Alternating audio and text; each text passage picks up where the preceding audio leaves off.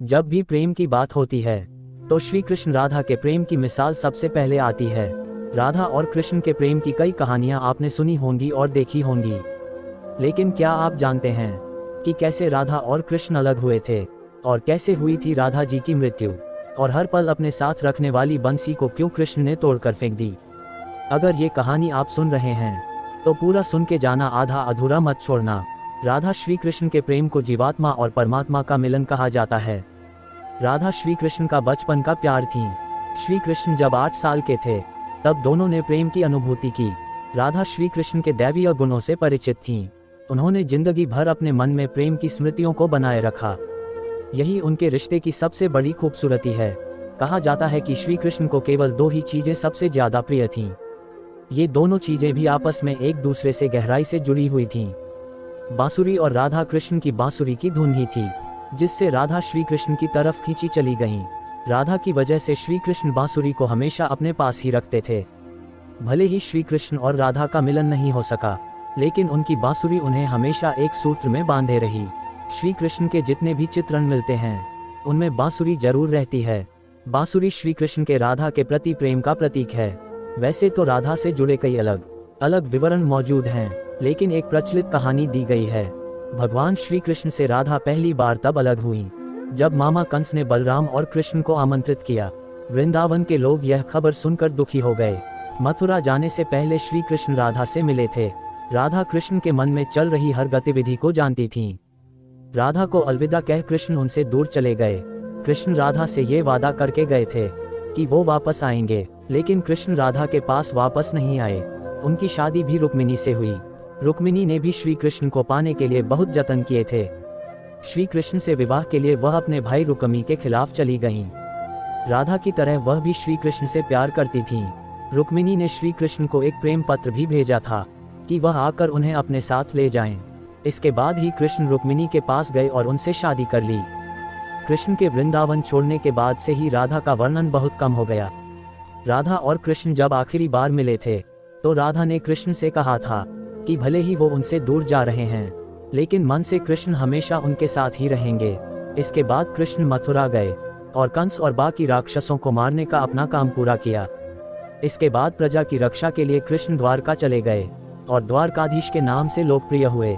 जब कृष्ण वृंदावन से निकल गए तब राधा की जिंदगी ने अलग ही मोड़ ले लिया था। राधा की शादी एक यादव से हो गई। राधा ने अपने दाम्पत्य जीवन की सारी रस्में निभाई और बूढ़ी हुई, लेकिन उनका मन तब भी कृष्ण के लिए समर्पित था। राधा ने पत्नी के तौर पर अपने सारे कर्तव्य पूरे किए।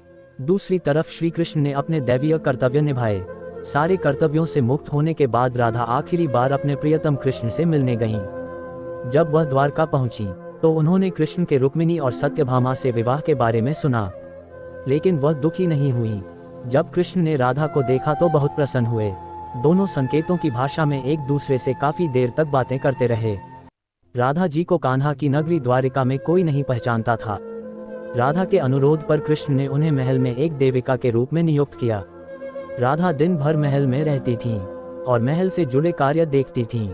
मौका मिलते ही वह कृष्ण के दर्शन कर लेती थीं, लेकिन महल में राधा ने श्री कृष्ण के साथ पहले की तरह का आध्यात्मिक जुड़ाव महसूस नहीं कर पा रही थीं। इसलिए राधा ने महल से दूर जाना तय किया। उन्होंने सोचा कि वह दूर जाकर दोबारा श्री कृष्ण के साथ गहरा आत्मीय संबंध स्थापित कर पाएंगी। उन्हें नहीं पता था कि वह कहाँ जा रही हैं, लेकिन भगवान श्री कृष्ण जानते थे।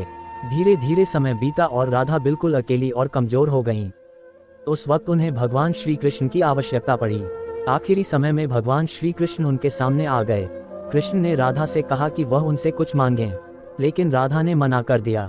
कृष्ण के दोबारा अनुरोध करने पर राधा ने कहा कि वह आखिरी बार उन्हें बांसुरी बजाते देखना चाहती हैं। श्री कृष्ण ने बांसुरी ली और बेहद सुरीली धुन में बजाने लगे।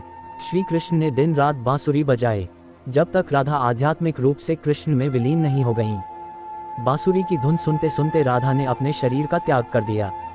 हालांकि भगवान कृष्ण जानते थे कि उनका प्रेम अमर है, बावजूद वे राधा की मृत्यु को बर्दाश्त नहीं कर सके। भगवान श्री कृष्ण बेहद दुखी हो गए और उन्होंने बांसुरी तोड़कर कोसों दूर फेंक दी। जिस जगह पर राधा ने कृष्ण जी का मरने तक इंतजार किया उसे आज राधा रानी मंदिर के नाम से जाना जाता है। यह मंदिर महाराष्ट्र में है। उसके बाद से श्री कृष्ण ने जीवन भर बांसुरी या कोई अन्य वादक यंत्र नहीं बजाया।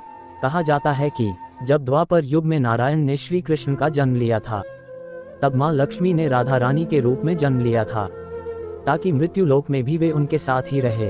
हालांकि माता राधा का वर्णन भागवत गीता व महाभारत जैसी पुस्तकों में नहीं मिलता है। उनका वर्णन कुछ पुराणों व लेखकों की रचनाओं में ही मिलता है, जहां भगवान श्री कृष्ण के बचपन व यौवन काल का वर्णन है। इसी के साथ भगवान श्री कृष्ण ने स्वयं माता राधा से कहा था कि कृष्ण ही राधा हैं व राधा ही कृष्ण हैं, अर्थात दोनों एक ही हैं, बस शारीरिक रूप से भिन्न हैं, किंतु आत्मा एक ही है। गर्ग संहिता के अनुसार भगवान श्री कृष्ण व माता राधा का विवाह स्वयं भगवान ब्रह्मा जी ने भांडीय वन में करवाया था। कुछ का प्रश्न होता है कि जब माता राधा लक्ष्मी का रूप थी व उनका श्री कृष्ण से विवाह हो गया था, तो उन्होंने माता यशोदा के चचेरे भाई से विवाह क्यों किया। इसके पीछे एक कथा है कि रयान ने अपने पिछले जन्म में माता लक्ष्मी को पत्नी स्वरूप में पाने के लिए कठोर तपस्या की थी, जिसका फल उसे इस जन्म में मिला था। एक कथा के अनुसार माता राधा हमेशा भगवान श्री कृष्ण के साथ ही थी, वे दोनों कभी अलग नहीं हुए थे। जिस राधा को भगवान श्री कृष्ण वृंदावन में छोड़ आए थे, वह केवल उनकी छाया मात्र थी। असली राधा हमेशा भगवान श्री कृष्ण के पास ही थी। श्री कृष्ण और माता राधा रानी का ये कहानी आपको अच्छी लगी हो तो प्लीज़ लाइक सब्सक्राइब जरूर कर देना। जय श्री राधा कृष्ण।